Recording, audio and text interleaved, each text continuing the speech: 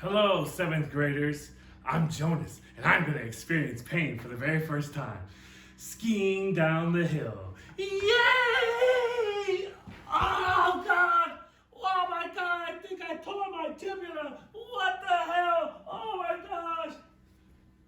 Hey, seventh graders, how are you doing? This is your crazy English teacher, Mr. Azari, and I'm here to talk about what goes on in The Giver in chapters 14 through 16. And that was me, of course, demonstrating what Jonas did to receive really horrible pain for the very first time. He had no idea what that experience was like. But right in the beginning of chapter 14, he experiences pain because the giver gives him a memory of him eating it down a hill and breaking his leg on a slide.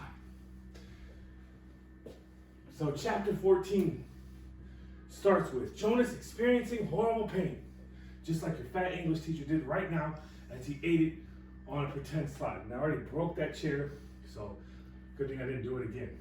So the giver says, oh my gosh, I have so much pain. And Jonas, being the good kid that he is, says, hey, let's give some of this pain to me. I know I can handle it. Of course, he had no idea, because the worst pain that he has had so far is a sunburn. But he experiences the extreme pain of going down the hill on a slide and then breaking his leg. The slide loses control, it gets stuck in the snow, and he breaks his leg. However, he wakes up from the memory, he did not break his leg, but he woke up in great pain. Slide. He then decides to ask Jonas decides to ask the giver, why must we hold these crazy memories of pain? And the giver says to him, we must hold on to these memories because they have wisdom, and we give this wisdom to the elders. So they have to hold on to the memories of the past so everybody in the community doesn't have to burden the pain. And he explains that to Jonas. And that's when Jonas starts to question, the community and why they even have this job of great honor of being the giver of the community. Next slide. Jonas goes on to burden more horrible memories, that of starvation, feeling, hunger, which he has not experienced in the community before. And now he's really starting to see what the past was before there were communities, before there was this concept of sameness, before everybody had equal resources and almost equal jobs. Slide.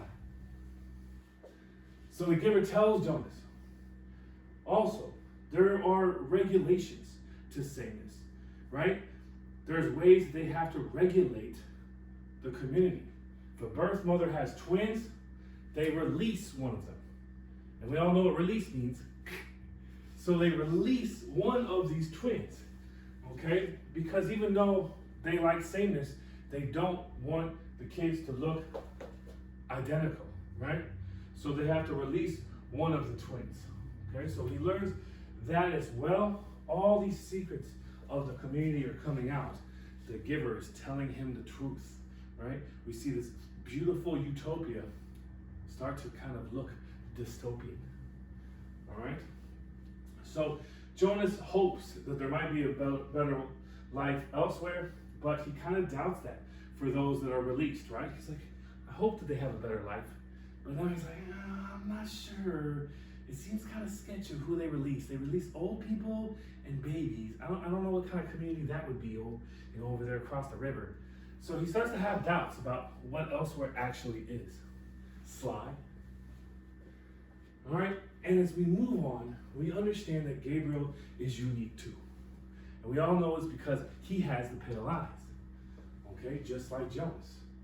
But Gabriel has a hard time sleeping at night, okay? He doesn't have sleep apnea, but he does tend to make noise and yell and stir in his sleep as he's laying in his crib. He sleeps in the same room as Jonas. Jonas thinks he knows that he can, transfer this power to Gabriel.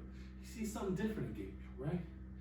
When he looks into his eyes, he sees the eyes of his own, and they're pale.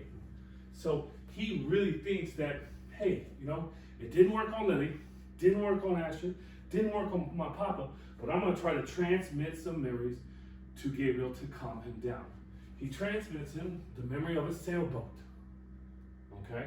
The memory of a sailboat is calm, it's serene, and as he puts and transfers that memory to his back, Gabriel calms down. He's scared by this. He even feels guilty because he actually didn't get the go-ahead permission from the giver to do this. And Gabriel isn't going to be the receiver of memory, right? He is. So he's kind of scared because this actually worked, and he was able to transmit Gabriel a dream. And that's chapter 14. Move on to chapter 15. One day, Jonas walks in the annex room, and he sees the giver hunched over. Oh my God, the pain! I can't take the pain! Give me some Tylenol, I need some Excedrin. He doesn't say that. But he does have this tremendous amount of pain. Now Jonas realizes after the whole sled debacle that this pain is real, but that, something really bad's gonna happen to the giver unless he takes action. So he lays down, he says, put your hand on my back and give me the pain, baby. He gives him the memory of warfare, of bloodshed, of desperation, of somebody begging for their lives as many people are being slaughtered around him. He even smells the stench of the carnage. Please don't watch this video while you're eating. Of rotten flesh, of people who have been maimed and bombed and shot. And he can even see into the eyes of a boy who's not much older than him, who is dying because he has been shot in the leg. It's bad. But he understands that he must burden this pain, and he's only going to receive more and more pain as the giver gives him memories. So now he experiences war. Okay? He's so, of course, angry about that painful memory and had no idea that that kind of violence existed in the past. But he questions mostly, why do we have to burden all the pain?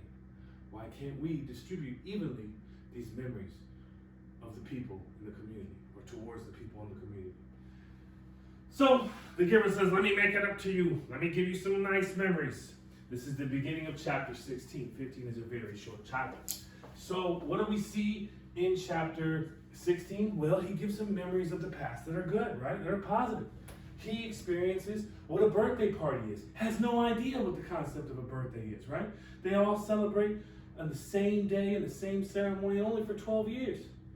But this is an individual having a specific holiday for himself. Didn't know about that. A person riding a horse in the damp, nice, fresh grass, right? That's such a pleasant memory. Or a person camping by the campfire, okay? And having a great time with his family. Or being in a museum and experiencing beautiful colors. So all these things are pleasant memories that Jonas gets to experience. Okay? Then the giver asks, Jonas asks the giver, what is your favorite memory? And the giver says, let me show you. Slide. And he gives him the memory of a snowy, wintry day, but it's warm because he's inside a house. He's inside a house with people he doesn't recognize, but he feels something. He feels the warmth of something that he doesn't recognize either, and that's love. El corazón. Love. And he's like, oh my gosh, we're opening presents. And what is this? Oh my gosh, this is a Christmas tree. And this is my family. And who the hell are those old people? What? Grandparents? What are those? We put our old people in the house of old. These people are still in that house with us. And I love them. And they love me. And we're opening presents. And yes, ladies and gentlemen, the giver gave Jonas the memory of Christmas. And that is the deal breaker. That changes Jonas forever. Now he's experienced the warmth of family. Not just a family unit, but a family. And warmth and the joy of Christmas morning. And the concept now he understands, is love. Sly. Oh man, this changes Jonas's perspective. This really rocks his world, baby. Oh my gosh, there's love in the world. I've never experienced that before. So he asks his mom, Katie Holmes, just joking, but she's the actress in the movie, The Giver. He asks his father, and his mother's there, do you love me? And the father looks him in the eye and says, precision of language, I don't understand what that word love means. It's obsolete in our community. Do I care for you? Yes. Do I take care of you? Yes. Do I enjoy my time with you? Of course. But love doesn't exist. And Jonas is blown away. He's like, what the heck? I want to have Christmas. I want to have love. I want to have the warmth of family, not just a family unit. So, Sly. That night, he's in his bed, of course, right next to Gabriel. And now he's really developing a connection to Gabriel. Now that he's able to transmit him memories. So he really, really is frustrated and starts to question his community. Just like how some of you guys start questioning things like, why do we have school? Why do we have to wear uniforms? Why can't I have my cell phone and Snapchat in class? He's questioning the same thing. But he's questioning, why doesn't my community have color? Why doesn't my community have love? Why can't we experience these things? You know, sadness is killing me, bro. But he whispers this to Gabriel as he transmits him memories. And he starts to think, what if we could change the community? Thank you for watching the chapters 14 to 16 picture show. And we really, really start to see that Jonas is what? Jonas be changing, yo. He be going through changes. So yes, Jonas and all these experiences the giver is giving him, having him start to question his community. Question the way they do things. Question the way they burden the giver and the receiver of memory with all these painful memories of the past. And, of course, permit them from enjoying the pain, the memories of love and joy and color. Okay, so thank you for watching my video. I hope you enjoyed it. I almost died in the beginning of it. I killed the person who's changing slides.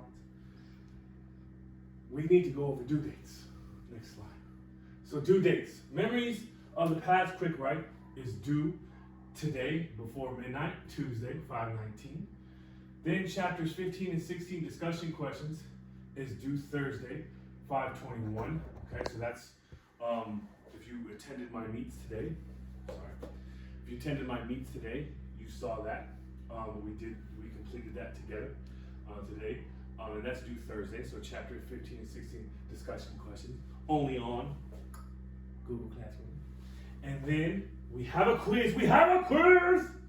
And we will have a multiple choice quiz that will be open on Thursday. And then, of course, you have to complete it before midnight on Friday, 5/22. And because we have a quiz, we will play our second ever Giver Kahoot game. Oh my gosh, it was fantastic last time. But somebody this time must beat Olivia because she creamed everybody last time. But now we have so many people in the meets that we have other competitors. And that will be on Thursday at 11 o'clock in the meets. The link will be on Google Classroom. Thank you very much.